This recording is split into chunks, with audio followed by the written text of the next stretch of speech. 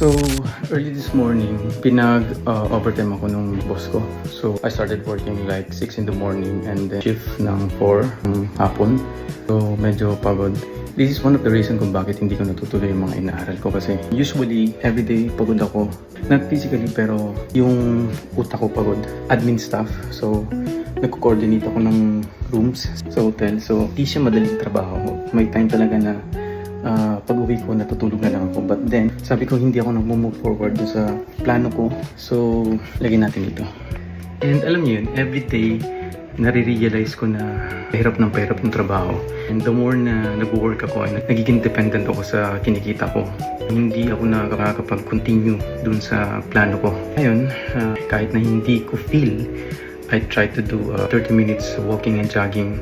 And then, pagdating ko dito, nag-try ako nito. And then, I'm still working on yung mga basic lang, body weightlifting, yung katawan lang. Study after. Sana, ma-break natin yung procrastination. Tinatawag nila na bukas na lang. Doon tayo na-stuck eh. Mag-continue tayo, mga plano natin sa buhay. God is good all the time. God is good. Yun lang, share ko lang. Salamat po sa panonood.